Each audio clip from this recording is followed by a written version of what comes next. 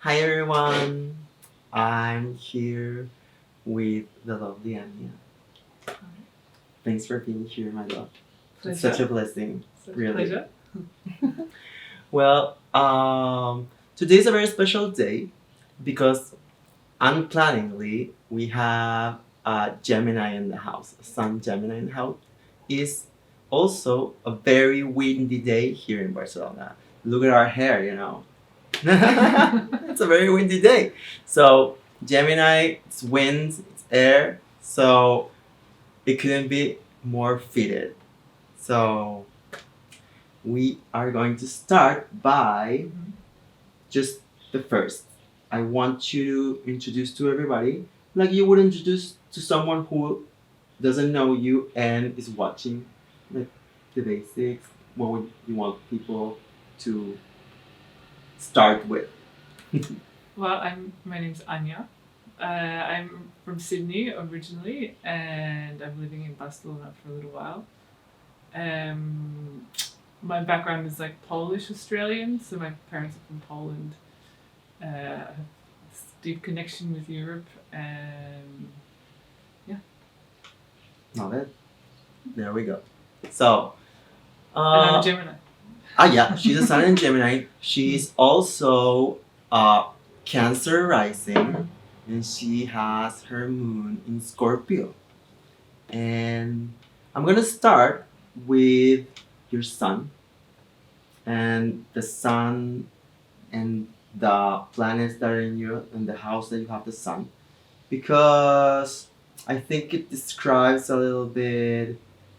The Sun is basically whatever you identify yourself with, So when you were very little, your energy is very much like the Sun, but then when you start interacting with your surroundings, it gets very much tainted by how the other sees you. When you get informed and you start to like change a little bit, and then the Sun reminds you of where are you going in life. Like you need to kind of like clear clear it up as you go along until the end of your life. So you have the Sun in the 11th house, and I'm gonna like put it all the house here because we're gonna start in this house. So you have the Sun in Gemini in the 11th house. There in that house is Mars, and it's also her north node. So I'm gonna start with the basics of Gemini, and I want you to know that the 11th house is the area of the life that is ruled by Aquarius. And Aquarius is also an air sign, so the Gemini is very comfortable there. It's happy, same energy, they love each other, and it represents first. This is not a hierarchical order, but first it's kind of like the house of hopes and dreams. It's the house of community. It's the house of the how can I do better for humanity. It's also the house of kind of like pushing the limits on material progress in like educational ways and communicative ways. Gemini is the basic principle of communication is, oh, I'm here to learn and I'm going here, I'm going there, and I need to know everything. Yeah. But it doesn't characteristically go very deep into any subject. Yeah. But the Aquarius energy is like the last step of it. I'm like using this knowledge to help the other. So I want to know how and has manifested the role of curiosity in your life. How when you were a kid, like when do you like, for example, started to have what the idea of what it was? How do you express it as a kid? Like because it's a very in tune energy with your Sun. So I want to know that journey. Like, to be honest, I always was very inquisitive and curious. And initially I think my mind was like always very scientific. I like as a kid, like I liked doing. I wanted to know why something happened and like the reason, and always asking questions, that kind of thing. And even like, I mean, like I'm a doctor as well. Like from the very beginning of schooling, like I always had this like scientific, like experimental sort of like wanting to know the origins of things from when I was like very young. So, like, was a moment in your childhood that was somehow pivotal in you approaching curiosity, but in this scientific level? You know? I don't remember this, but my mum told me Yeah. like It's as valid. it's like I don't know. I came home from school and we were talking about some like biology experiment where I don't know, like I can't remember exactly what it was, and it was like just I was amazed by this thing that we did at school. This transformation. Yeah, exactly, and like how like you could put like this clear thing and this clear thing together or whatever, and then it made something completely different. And like it was just for me, it was like mind blowing that the origins of everything that we did came from these like tiny little particles or matters. Okay, so you had the awareness of like at that age of like the world being more than what it looked like. Exactly. You know? Exactly. How did it like evolve in you? You know? How do you feel it evolved? Well, I was on this very scientific, like black and white path for a very long time, and then eventually I went to like uni and kept studying science. But probably the more I think about it, it's even less about like particles and atoms and the nuclear stuff. For me now, it's like even deeper. Yeah. Now that I'm on the other side of my career, I'm like actually there's something even more than that, and it's almost becoming like less scientific and more. It's basically the link. It's basically the link. Now it's like it's come full circle again. It happened the same to me because like we learned kind of like we lived in this environment of science, and everything that's real and true had to be like proven. Exactly. You know? Exactly. And nobody told me that until I discovered myself that just because it's not proven by us doesn't exist. Exactly. It's not true, you know. And that was a big aha moment for me. There's not another explanation besides science. Exactly. That's been a massive realization for me in like the last 10 years or whatever. And what do you tend to do, for example, when you find that you need to go to inquire this other explanation? Do you go on outside sources? Do you go inside? How do you channel it?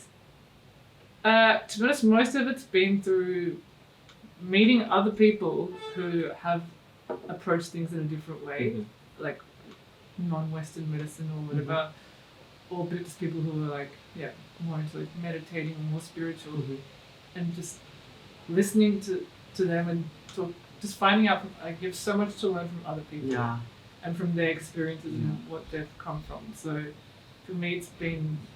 I mean, I spend my life reading about.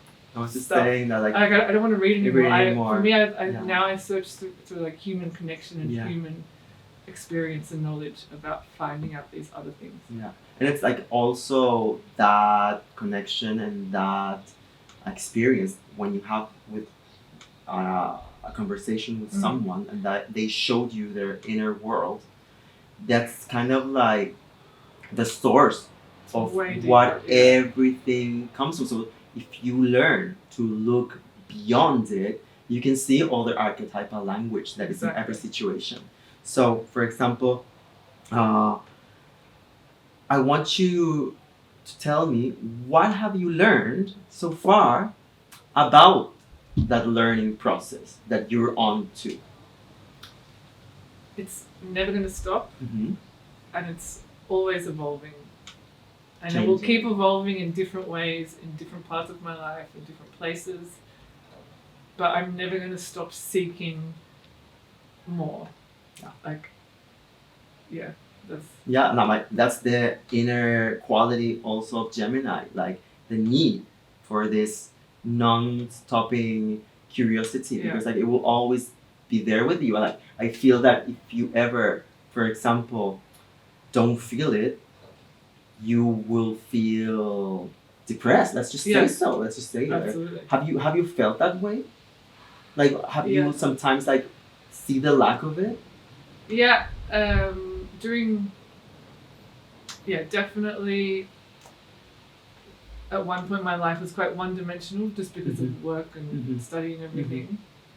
And I think that was at my lowest when it was like just about the black and white stuff, and you were sort of bogged down in, like I was still learning, but I didn't feel like I was making progress, or like it wasn't getting me to where I learn all this stuff, and then it wouldn't get me to where I wanted to feel. That's when I realized I was like, okay, there's got to be more to this. Right. And how did you realize it? What was the moment, or the not even it couldn't be like just one moment, but what are you doing like around it? And what did you do about it? Well, I was sort of like landlocked in the situation that I was in, and I had to finish like training and everything. Yeah. And I just had to promise myself that like in the end it will be worth it, and then once I finish it, then I can move on to follow the other like paths of my dreams, kind of thing. And that's what I did. I finished it, and I packed up and I moved overseas. And when you look back, for example, at that moment when you felt that, because we all question at some point, like, is it worth it? It's like, is it worth it? Exactly. Like, what do you? And sometimes you have to put yourself in some kind of like automatic pilot, to get through it. That's what I did. You did that. I think I kind of did that too, you know. But like having your son in this house, dreamy, hopeful. I mean, I think that was for you. I'm inherently an optimistic person, but like at times when you're down, it's hard to believe that. But I think I don't know. There's something that just keeps so going. Also, like this house, it's all about ideologies.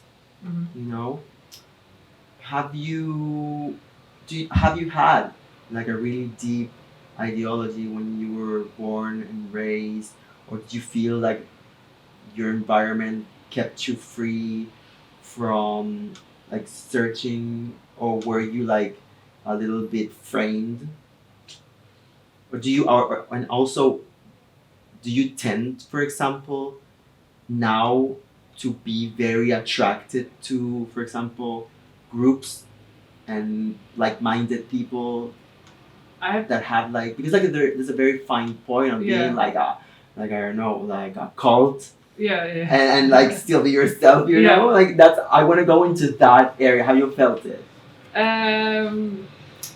No, sometimes my friends and I, we joke, like we go away on these like big group holidays together, everyone's with their families and their kids, and we're like, everyone's looking after each other's kids, and we're like, oh, how good's cult living?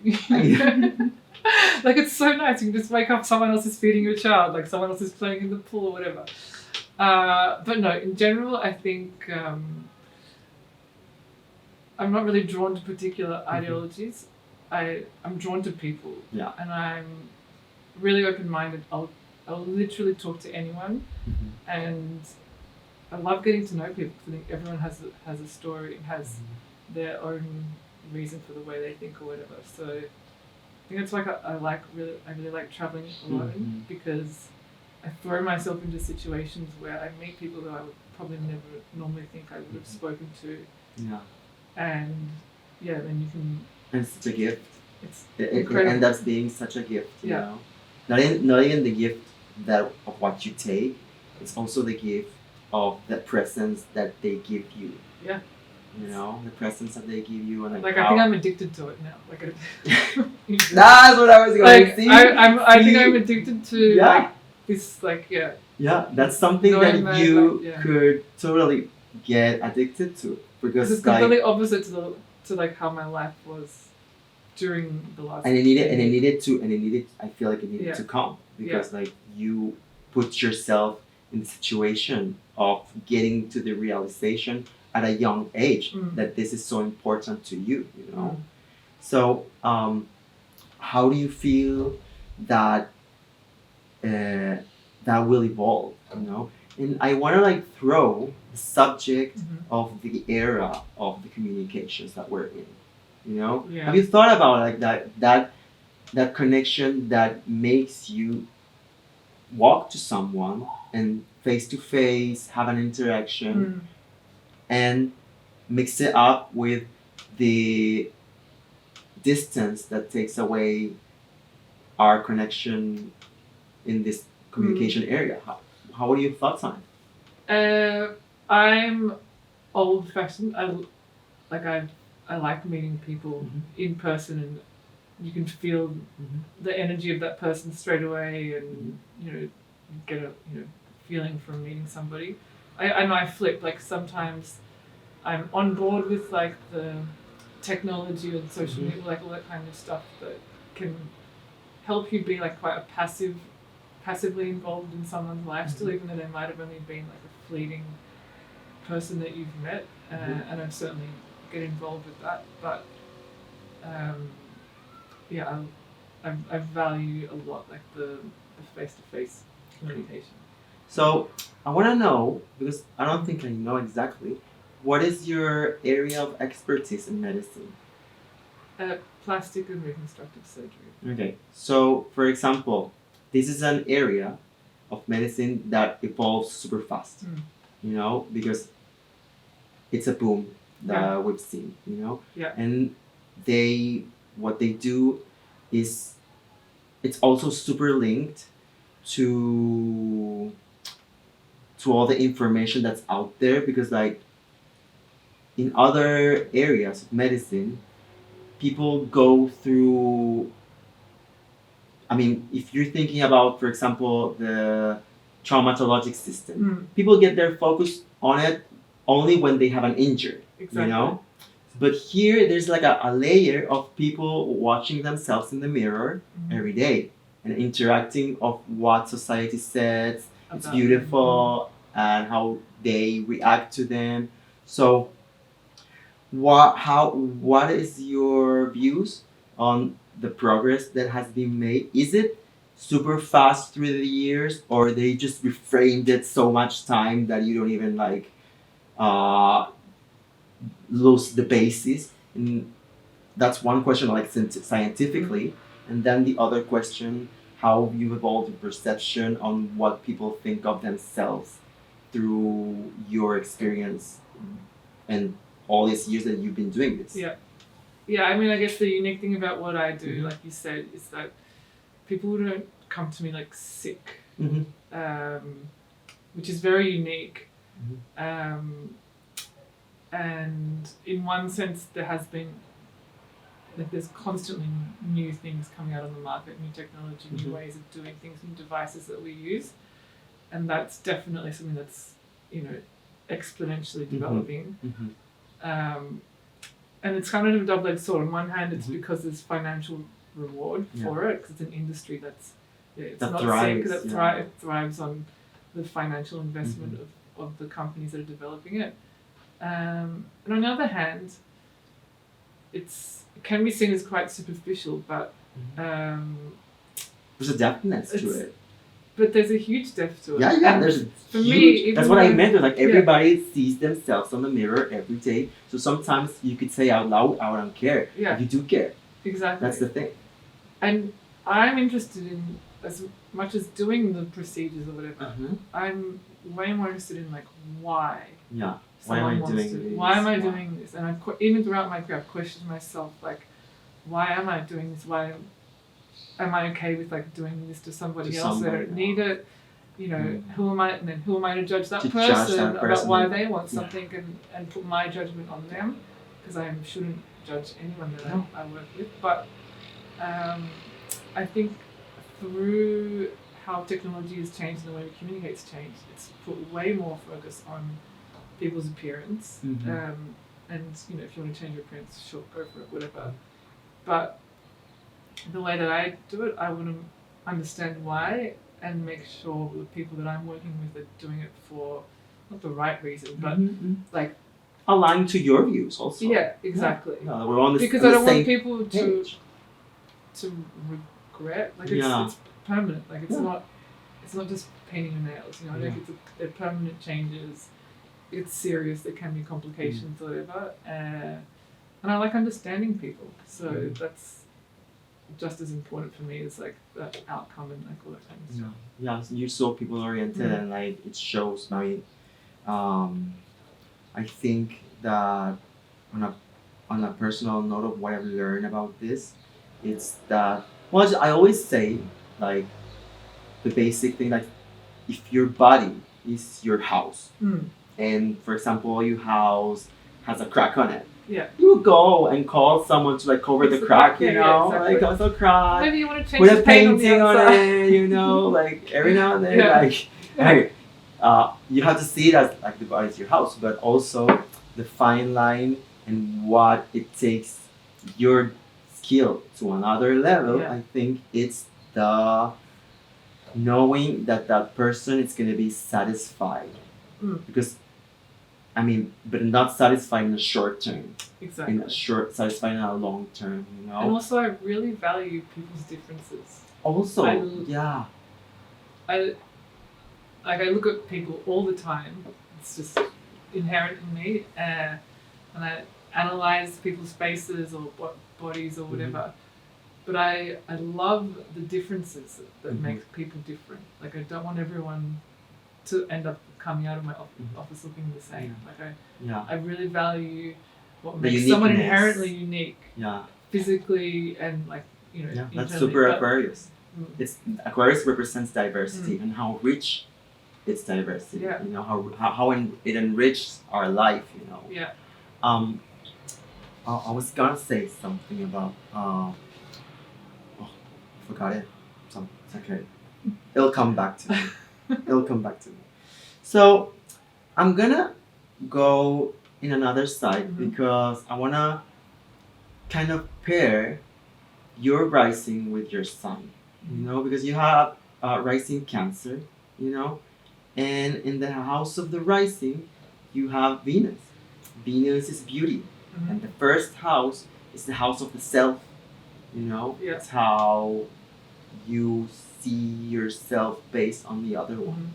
So Cancer is a water sign, and it's the sign of finding the home in yourself. It's like creating an emotional home, you know. And I can see a little bit of one could have like a very because like Cancer is the deepest sign, well, after Scorpio, you know? Yeah. And you have Scorpio energy, so like, I know I can go deep with you, like, it's a very deep emotional sense of the way you see the world. And the Gemini sun, it's very like airy and like not wanting sometimes to go very deep, you know? Yeah. So kind of like it's kind of like I know I feel like you could say I know that I have in me something that other people are seeing, that I'm such a caregiver, I'm so with everybody, I'm such a home, like I'm a mother. You know, people can see you as a mother if you're raised in Cancer because you're by the moon is the mother, and like deep down you might feel like, yeah, I love that, they think that, but I need to move fast here. Yeah. So, did you feel in your childhood that you were a little bit conditioned by the others to make you feel that you were kind of like a caregiving person?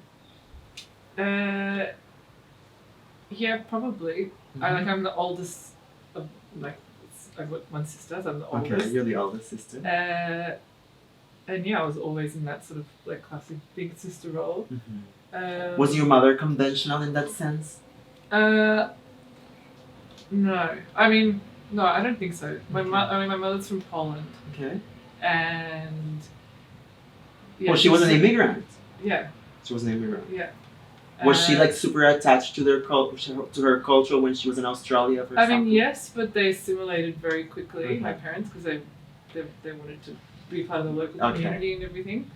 But yeah, it's interesting what you say about the emotions because like my mum is and I similar and like on the outside, you know, like we're like always happy and blah blah blah, but also we always like cover up our emotions and sort of put them like And away. do you feel, for example, that covering up was something that you always had? Yeah. Okay. Yeah. Yeah, because it relates so much to. I'm not gonna jump to the moon right now because we're talking about it. You know, because like the moon in Scorpio has this trait that they are very sensitive to other people's emotions. You know, very fast. Yes.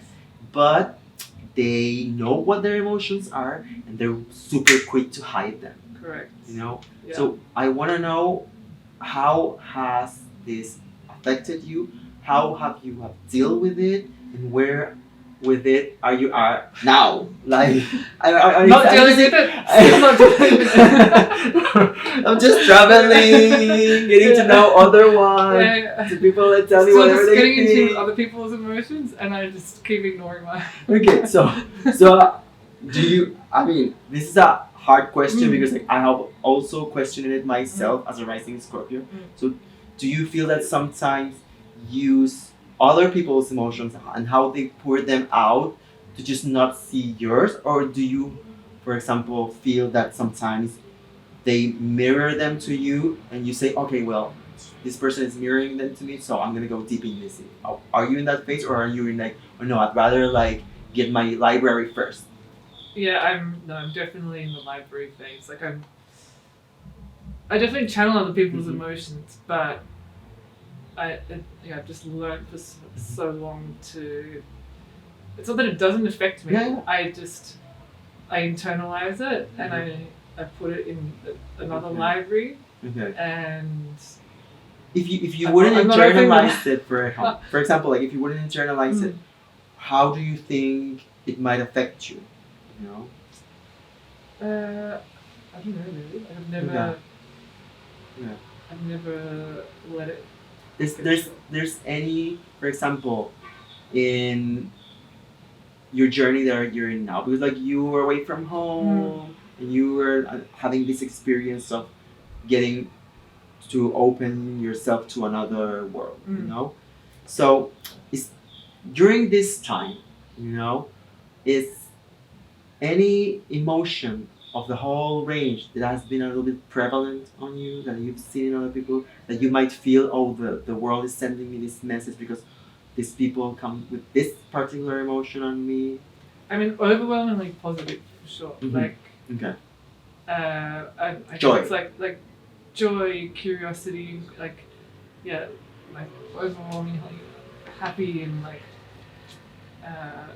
quite like carefree and like definitely those emotions. I like it. Yeah. Yeah.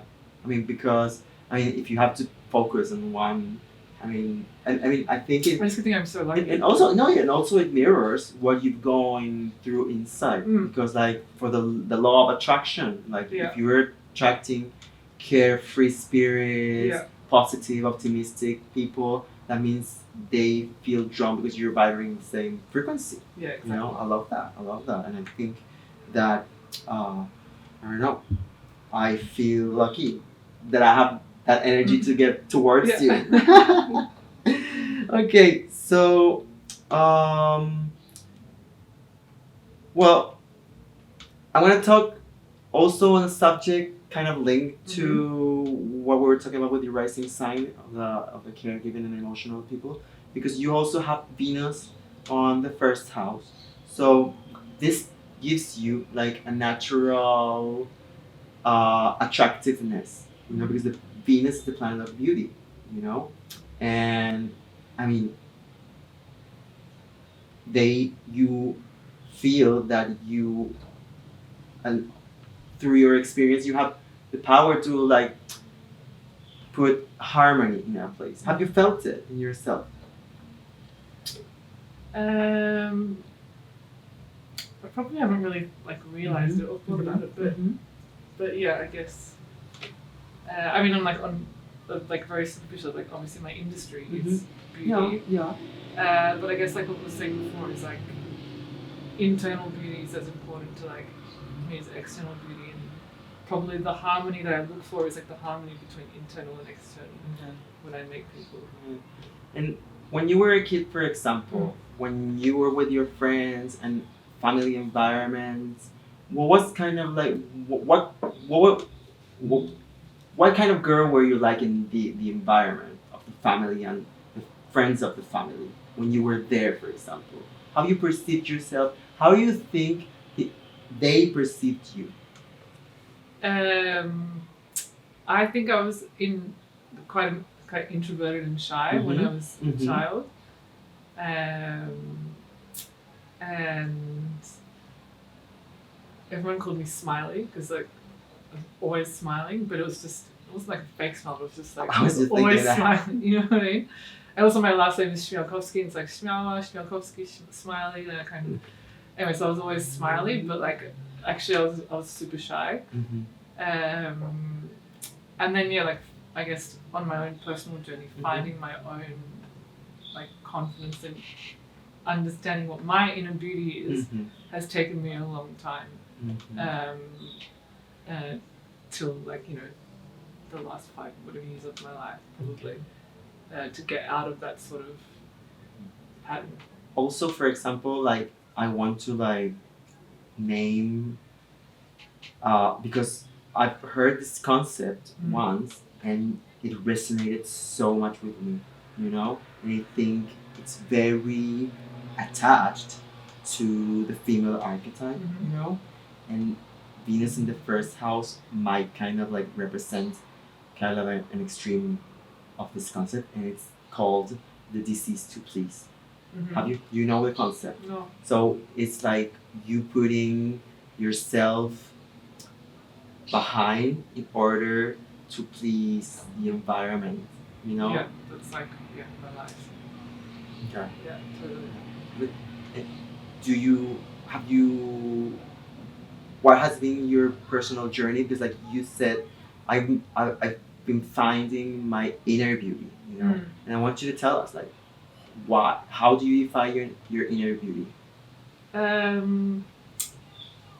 don't know. I think, especially as a woman, I think as you get older, you you start thinking about things a bit more. Like I'm alone. I'm single. I'm not married. I'm a partner, whatever. And as you get older, I guess you just think about things more. And I just realized like until I'm happy with myself, I'll never be happy with anyone else. And then I was, you start reflecting on like, okay, well, what makes me happy? And you just, I don't know, it just came to this realization. And I had to like learn how to love myself.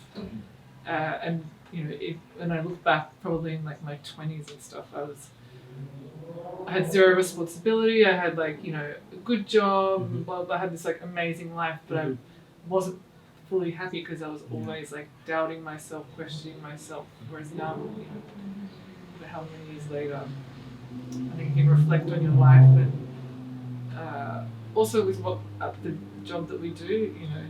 I have incredible perspective about what life means, and now that I've done my job for like over 10 years, I've encountered lots of situations that have just made me realize like your life is amazing. You're a good person. Like they've just helped me realize these things in myself. These experiences with other people who have been in unfortunate situations or whatever. And I guess it's just all eventually just all came together. Yeah. And that's how I think I'm really happy to be by myself and to travel, like to move to another country by myself or whatever. Like it's not scary for me. It's exciting. It's kind of like the realization that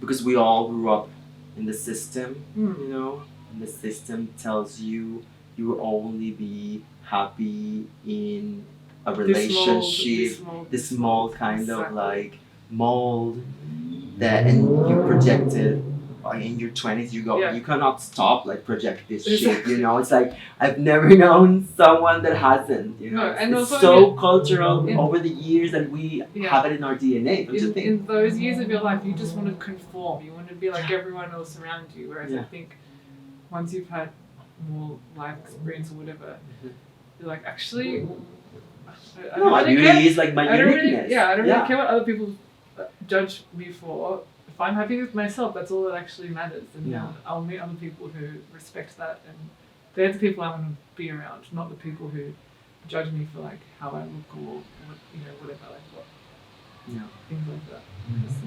So, we're gonna go to your third house because your third house is the house. It's the house of communication. It's the house of siblings, you know, and you have there your moon, you know, and I want to know, and you have Pluto also. Pluto is the transformational planet. So wherever Pluto is, you have like a skill that you're terrible at, and you transform it, and you're gonna be the best at. So you said before I was super shy, and this is in the house of communication. Yeah. And when I transformed it, I flowered, you know, I blossomed. Yeah. You know, and I just want you to know that you have expressed your Yeah. Pluto, and you have Manifested it. manifested it. You step on it, and like you turn this Yeah. thing, you know. And also, if the moon is also here, the moon represents kind of like what makes you feel taken care of. So, for example, if the moon is in the house of learning, I bet you felt super comfortable in learning environments when you were a kid. You know, Yes. like home. Yeah. You know? And I wanna know if you see yourself, for example, as the person in your field of being the communicator, of being kind of like widespreading what you have learned and giving talks to people, you know. Tell me about that. Have you visualized yourself doing this? Definitely. I guess in what we do, you always have this sense of like giving back. Yeah. It's quite natural. But for me, giving back is like I love mentoring people, especially other women. And that's lovely. yeah, and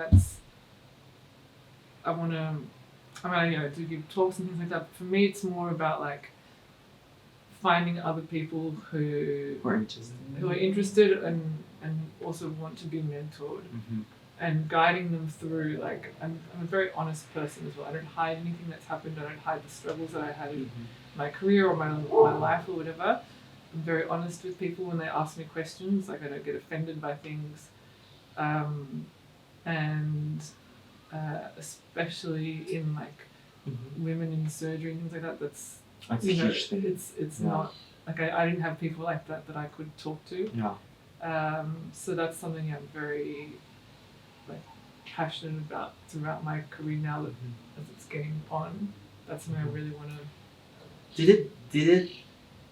Was it hard, for example, when you were trained and being in this super masculine environment that is the operating room, you know? Because like usually what people don't know is like usually operating rooms are a hall, and like it's one operating room next to the other, and when they interact and they go outside, only the nurses are the females, the doctors are the males in general, because like usually women don't choose surgery, but primarily I think it's just because they feel that they will take so much time out from what their real goal is, which is usually taking care of the family. Exactly. So, for example, you throw yourself into there, and how much it affected you, how it evolved, because like at some point you need to like learn defense mechanisms, you know. Yeah, and my defense. I was also harassed once in like exactly. an operating room, like and I was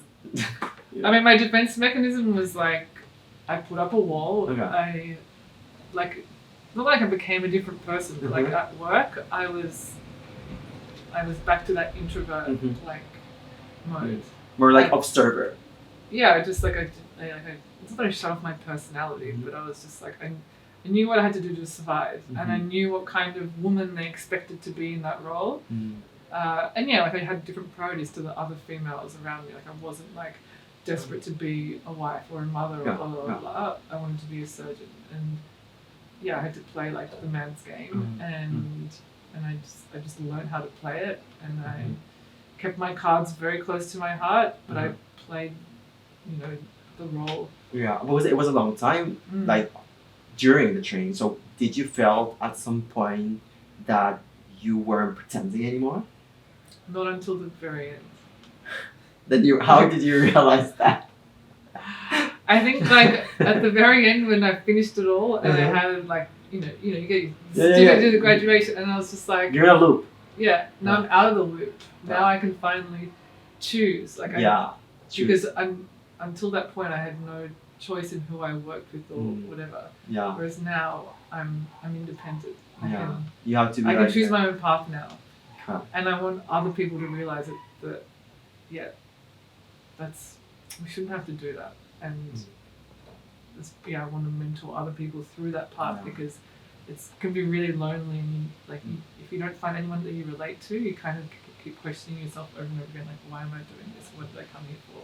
And then you go even more into that like caregiver role. You're like, well, the main happiness or satisfaction I get is actually from caring for people. So then sacrifice more of your life to that rather than giving that on your own basic agenda. Yeah. Or you put sometimes for the other yourself a little on hold sometimes. Yeah. I mean, and also for example in that environment of the surgery, like if you're with another surgeon that can be being like, for example, I don't know, misogynistic, and he doesn't even notice. No, you cannot even like upset him because like he's doing work on a person and you don't want to upset him there. Yeah, like, you can upset him at a bar, or like we're in an office job, like let it have a tantrum. Like there, you cannot even because like you're there for the person that is there, and the other's douche needs to be okay. Exactly. It's harder. It's hard. Sometimes it's hard. I learned how to bite my tongue, but sometimes you can't help yourself and you say something and everyone's like. Yeah. And then I was like, oops, sorry. But yeah, it's just a completely different world. Yeah, it's different. It's different because like it's so like archaic. Yeah, it's archaic. Yeah. I mean, people show themselves very openly in that environment because like it's such a surreal moment in general. So, so I want to go to house 4 because you have planets here too. And house 4 is the house naturally ruled by Cancer, but you have Sagittarius there. You also have Jupiter, and you have Uranus. So, the house 4 represents your lineage. Your ancestors, how you see your household. Kind of like what the household you're in, you want to create, Yeah. And Jupiter is, you have Sagittarius there, and Jupiter is super comfortable because Jupiter is the ruler of Sagittarius. And Sagittarius represents traveling, represents expanding your views, represents higher learning, and philosophy in general. So, and Uranus represents a breaking, a sudden break, a sudden change into all this. So I feel that your parents and your mom being an immigrant bring this kind of like foreign culture energy in your household. And do you feel that in your quest in the now of like loving the process of knowing the world, and different cultures and diversity basically, comes from there, or it came from other place? And where do you think that might take you have you thought, for example, of living forever somewhere else, or living for good somewhere else, and or having a partner, for example, or partners that are like diverse? I want to know all about that journey and how it kind of like the nomad in you kind of like surfaced. Yeah, I mean, I think coming from a family Mhm. that is not from Australia, I mean, everyone from Australia, but it was migrants, but my European family. I mean, my parents, like, they spoke no English when they arrived. When I was born, we've always had like a Polish household in Australia, but they also assimilated into Australian like culture. They speak English and everything, but we've always been very proudly Polish. Also, my name is completely not Australian. Like Ania doesn't sound Australian. It sounds actually super epic. So you know, like, even in Australia, people are like, "Oh, where are you from?" I'm like, Sydney. But I was very lucky. We travelled a lot because my parents were homesick, and so I was exposed to you know travel from a very very young age, and you know like going to these amazing like places around the world with my family when I was young, and that's probably where I got like hooked on it, and where I've always felt like I was always drawn back to Europe, and wanted to live here for. Like the older I got, I was like, I want to try living there. I feel as soon as I come here, I feel at home. Like it just has this energy of like, I feel homely here. So, yeah, I guess that's why I kind of did this trip now, and I don't know where it will take me, but I'm excited by that because I'm now at a point in my career as well where it can be more flexible. Have you researched about it? Yeah, absolutely, and now I'm in this unique position where I finally have like the flexibility and also like the open mind where I'm like willing to take that risk. That's a little risk. Yeah, but it doesn't scare me. It excites me. And yeah, I mean like I haven't had many relationships in my life, but like probably the most serious one was someone who lived overseas. Oh. Wow. Like in Sicily, and I lived in Sydney. And wow. Yeah. That was. You know, and like we hoped that it would eventually come, and it didn't. But like you experienced. I've it. experienced it, and like I'm very open-minded to changing my life completely for that reason or a different reason. Like. So, I want to go to your house 5, and the house 5 is the house of love, but like the energy of love. It's also the house of children. It's also the house of like pure creativity, and it's the house of joy also. So I want to know, you have also Sagittarius there. So and you have the planet Neptune there.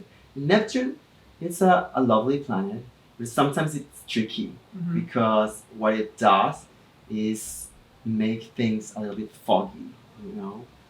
So it kind of like deceives you a little bit. But it's also how you get into a creative process because like you need to be kind of like another level. So, for example, I want to know what are the things that you feel that brings you deep joy in life, you know? Like, trace it down. I think the love of people. Okay. Like my family, my sister, like her son, my friends. Like the connections. And then like the feelings you get when you do something you love or see something you love or something is like super addictive. We were talking before, like music, art, like dance, like all these things are sort of on that more creative side. And for me, like they can be so powerful and bring you like all these emotions of happiness, joy, love, sadness, whatever. But like that's the feeling that I. Do you for example, because like having Neptune in this house are like very drawn to the plastic arts creative side, you know? Because like you might get a lot of inspiration, as you said, of plastic art, also performing arts, you know? And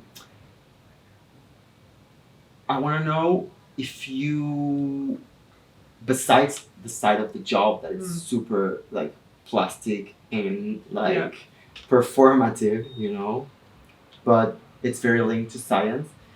Do you channel that energy in some other way? Have you tried, you know, tell me about that. Like in other parts of my life. Or Yeah, in work. I kind of like, for example, I love to paint. I love Yeah. to. I'm hosting a show. I love to paint. I love to dance. Yeah. Where have you been? Were you in that kind of like expressing that energy? Yeah, I mean, I used to paint and draw Mhm. a long time ago, and play instruments. But then, like, you know, I got into this one-dimensional medicine thing, and kind of. And time consuming also, Yeah. a little bit. And I didn't allow myself enough time to like keep investing in that. Mm-hmm. And probably like my biggest release is music and dance. And not that I'm like a dancer, but yeah, What's the feeling? I love dancing to music. And that's like where I release my creative, my energy, my like, you know, tensions, whatever. Yeah, I would like to get back into like, you know, creating things more. But on the other hand, like I think the one part of my job that I really like is that it is creative and super. There's no one way or one way to do something, and I also have creative liberty to say, oh, I think I should do this way or that way, and there's not like a template for what I do.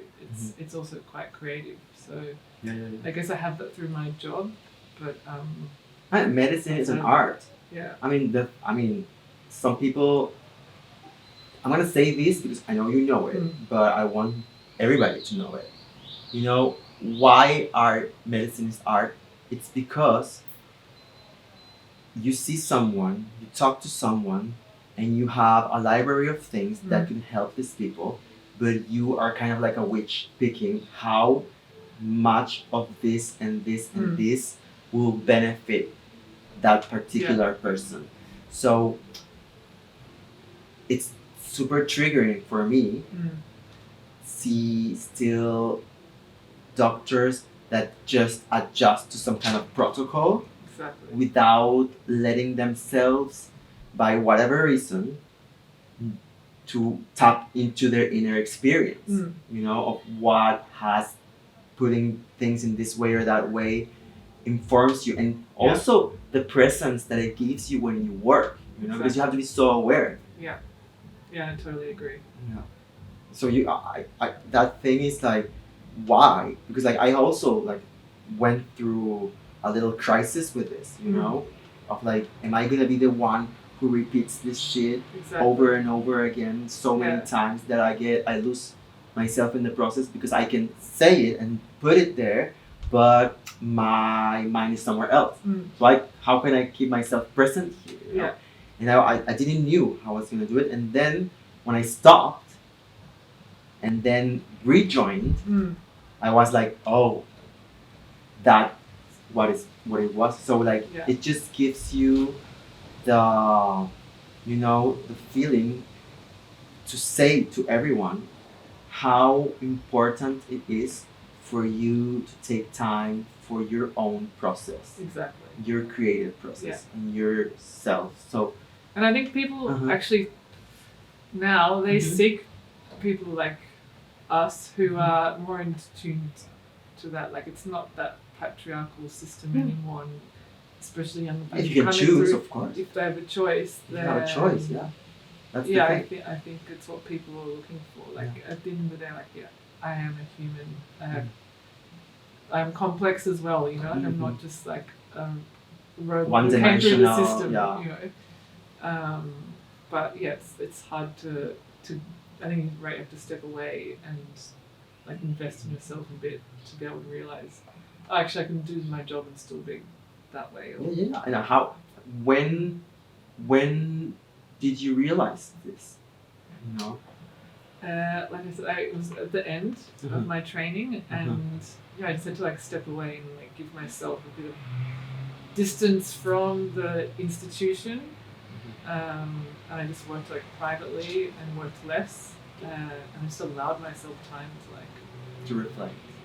yeah, and just to invest back in me Yeah. and get into all those things that I had given up, and you know. Yeah. You know what? Where I saw it the most, for example, and what in the whenever you were like in school and you would rotate with these old doctors. Mm. They're like 60 years old. That you see that they wouldn't care about anything, but they always had the right thing to say. Yeah. You know. Yeah. Did you remember them? Yeah. You know. Yeah. It's like I mean you don't realize at that moment they're just giving you so much gems. You know. Yes.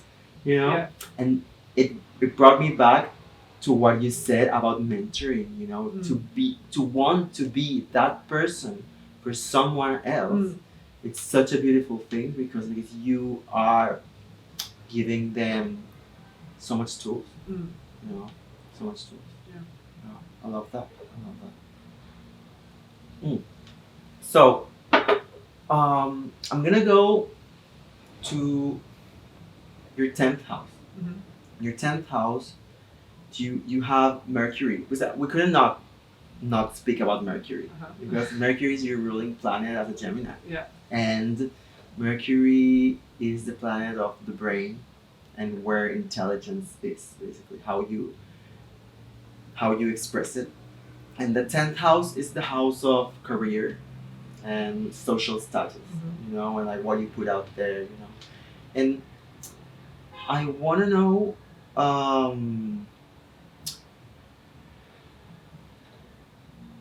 how do you see your public self, you know, career wise, you know? Because, I mean, it sounds kind of like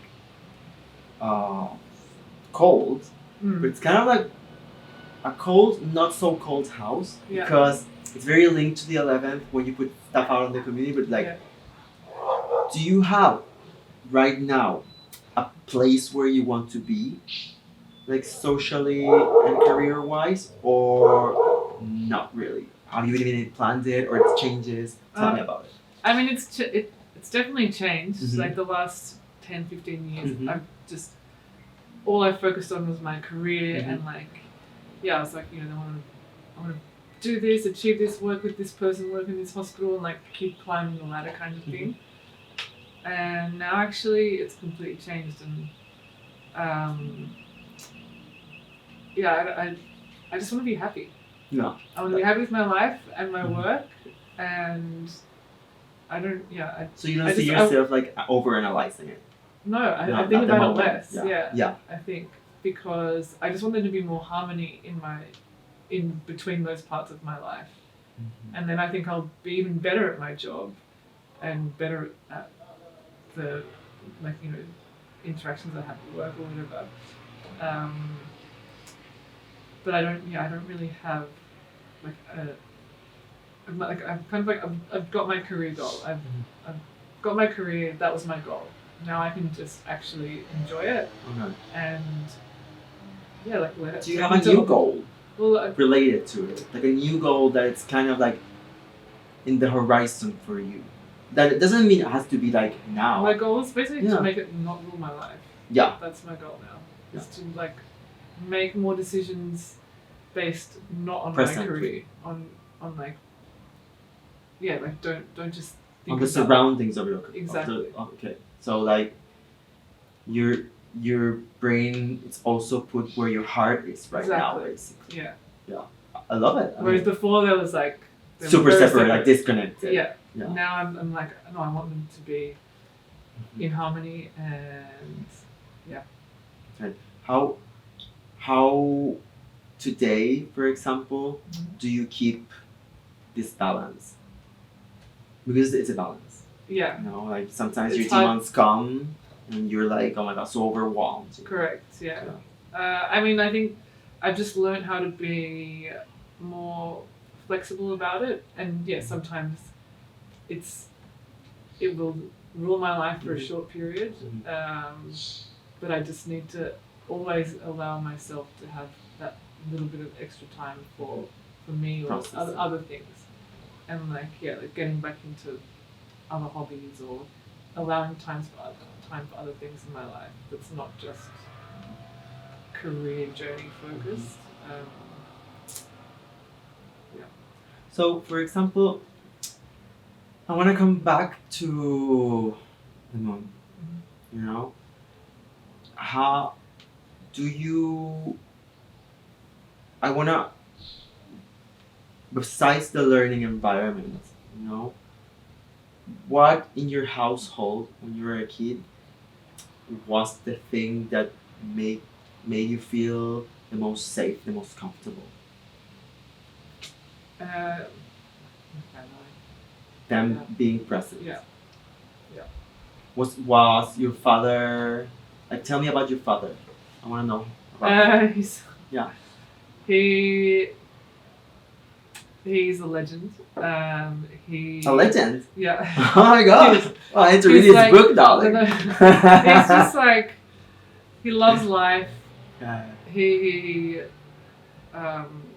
on one hand he's he's this super manly man, like he worked in construction, you can fix everything, you know, like I literally call him that. Like any problem in my house I'm like, you know, he's that guy. But he's also like he's super fun, he's loving, he wears his heart on his sleeve, like he cries when he sees something happy and stuff like that. Like, he's just this like complete like opposite sometimes to what you expect when you meet him. But yeah, he just like he loves people and he loves life and all that kind of stuff. Oh, that's So, beautiful. yeah. I mean, that's beautiful. And that it shows, you know. That it And like shows. we're really good friends. I mean, I'm friends with my parents, not just my parents. I talk to them all the time. We go out. They came over here and we went to Ibiza together and like I enjoy spending time with them because they're. That's a gift. That's a I'm gift. very lucky. Yeah. That's a gift because, I mean, you know, when you are in the process of learning who you are, you have to give yourself birth again at some point, you know? Yeah. And sometimes that implies getting to cut a lot of like conditionings that they were taught by you, by your parents, you know? So sometimes that makes the process way harder. So I feel that you have kept all the time the best from them. Yeah. Yeah, absolutely. I'm very lucky. Yeah, it's such a blessing. Yeah. Because I feel that in the end, or not the end, you know, being able to just be yourself with them is a huge relief. Yeah. It's huge relief. I mean, me, I've been in the situation of having to like being so pressured by the family environment in the sense of like knowing I'm not myself here, but I need to like tolerate it and knowing also that no one else around me is being themselves. Yeah. It's so hard. Yeah. Sure. It's so hard, darling. So I don't know. I wanna ask you 2 questions that I ask everyone when they're here. So, for example, one is this: if you have like unlimited money and you can do charity work, what will be your charity of chosen? Explain why, what it would be. Think about it. That's hard. I always had a dream of working on. There's this thing called it's like the surgery ship.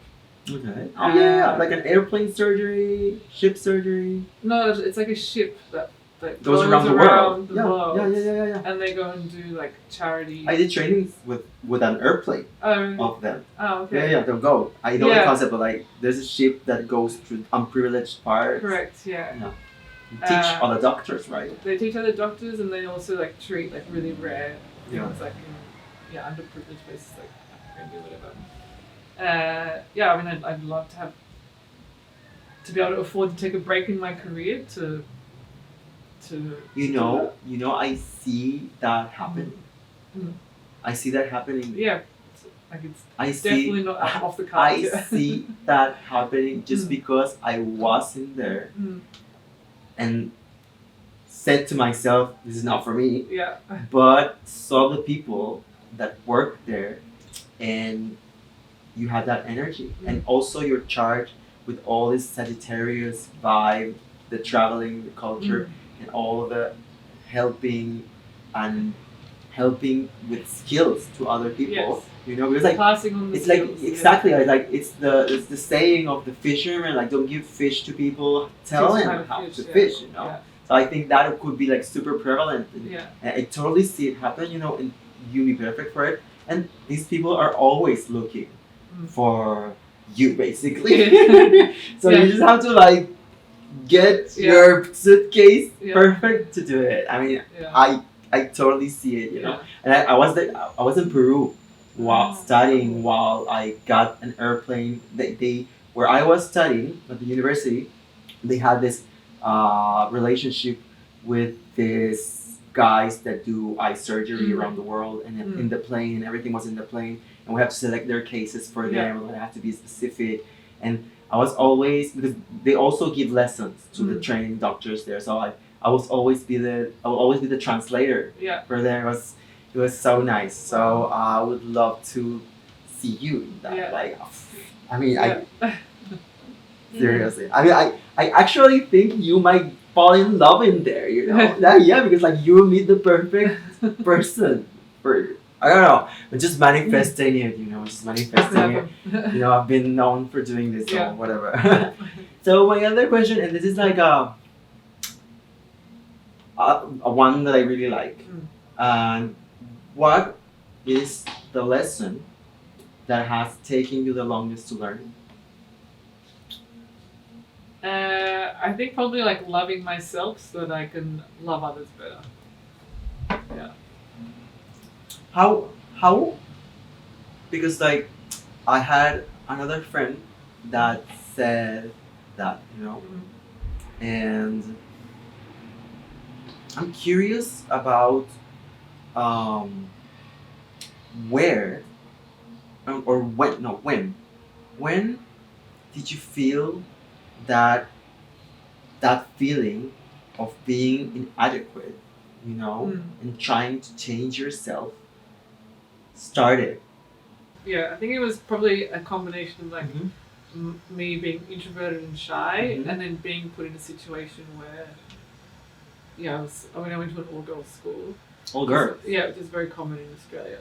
Really? Yeah, to go to single-sex schools. It's like when you think about it, it's really weird and unnatural to separate girls and boys in a time when like they're learning about people and each other and like hormones and all this kind of stuff, and then to separate them for those like supercharged years of their life, and then like no wonder there's gender inequality and like misogyny or like all this kind of stuff when like people have been separated in those really important developing times. So I went to an all-girls school. Like it had its challenges. There was like we had really high rates of like bulimia and anorexia in our school. There's also bullies and blah blah blah. And probably it was just like I had like really great friends, but also it's just like you have to deal with the other thing. Yeah, and because I'm introverted and I like bottling stuff, I probably didn't deal with it at the time, and then it took me a long time to get like realize it, then do something about it. The perception of the other kids was also that you were introverted in school? Yeah, I mean, I guess so, because I wasn't in like the cool group or whatever. I was like in this, I was like academic. I was into sport. I was into art a lot at the time. Actually, it's when I was like painting and everything the most. Maybe that was another outlet, but like I wasn't in these like super social groups. I was in these sort of quieter side groups. Okay. Well, I think school is a really intense, era for everyone. Exactly. I could make a fucking movie about it. Seriously. Yeah, exactly. It was so intense for me, But I think some people like they never what I've seen as well. Like I Mhm. see people who I met knew from school, and I'm like, wow, you've not evolved at all. I don't What know. the hell? Yeah. And You I know, think like- some people miss it so much. Yeah, You and know? and this is especially in Australia, it's like it's a common thing where like I'm like, I'm like 40 years old. People still ask me what school I went to. I'm like, who cares? It It's doesn't so make any irrelevant. difference. It's like it's so Yeah. irrelevant, but like it's just I don't know if it's like this American English, like Australian sort of culture, but it's like it's still really important. Like where you went to school. Like, why are we holding on to that? Yeah. Yeah. I I think meet people and I'm like, it you must- haven't changed it. Yeah, at all. yeah, Like, yeah. it's- I think maybe from in my experience, from what I saw, Mm. like usually when you get to social situations, and people wanted to know because like if you're in the same city, Mm. you cannot ask what country are you from. Yeah. You know, so they ask what school Yeah. are you from. So they have this image in their head of like kind of like a little country in the. I think it's kind of natural Yeah, I think it's to in tag you. Australia. It's also a Yeah. status thing. Uh-huh. They like assess you based on like Based what on like school you went what school, what's the how good type, it was, private, or- public, you know. to. Yeah. Yeah. But Which I like, don't like does it? Do you went to public or private school? private. Okay, so that's why I was in all girls school. Was it Catholic? Yeah. Okay. With nuns and everything? Yeah. Okay, so what is your relationship with Catholicism right now? Right now, Mhm. nothing. None. Non-existent. Non-existent. But for example, when you seek, for example, like when you seek for spirituality, Mm-hmm. you know, where do you tend to go to? Not church. Not church. No. So like it was a trauma. It wasn't a trauma. It just Uh-huh. like I felt like it wasn't my choice. It was Yeah. forced on me, and obviously like there's a lot of stuff that's happening in the Catholic Mhm. Church that's really bad. Mhm. And I was just like, in the end, I was like, I'm not okay with that, and now I'm Yeah. old enough to make my own choice. And it just was like another institution. Yeah. On the other hand, every time I go to Rome, I have to go to the Vatican, even though it's like so, like, you know, It's a double-edged like- sword. in the Exactly, end, yeah. but like when I go there, I feel incredibly spiritual in a weird Yeah. way, even though I don't It go just- to church or whatever. But it's just like this it place just where comes Yeah. out, you know. Because it's like, I guess when they made you pray when you were little, Mm. you were in a space that it was Mm. like kind of like a church, you know. I mean, I also went to a religious school Yeah, that was a Jewish school, yeah, so the churches are way more minimalistic. yeah. But Vatican. yeah. I mean, I wish I had like all these paintings to look at when I was like Yeah. trying to not like to forget about The only everything. time I go to churches now is to look at art. Yeah. I mean, it's incredible because like I feel that they recognized because like when these things, majestic things, were built, it was a space to go inside and meditate Mm. and be kind of like isolated from the mayhem that was Mm. going on outside because like it wasn't like Yeah, people back then used to sometimes fight on Yeah. the street, go to work, Yeah, like exactly. now anyway. but it was way more noisy. Yeah. It was way more Yeah. noisy. So like they need to like give you this space. I mean, and it just shows you how essential it is yeah, to have this inner peace that you want to find inside reflected on the outside. yeah. Now, for me, when I seek that, Mm-hmm. I go to nature. I go hiking in the mountains. I Yeah. go, I don't know, like to the sea or like whatever. Like I find that solitude and that like reflectiveness, or whatever, There. in nature. Yeah. Actually, it just reminded me Mm. that your midheaven is in Taurus. So the midheaven represents how you put the energy of what you do in life outside. Mm. So Taurus is sign.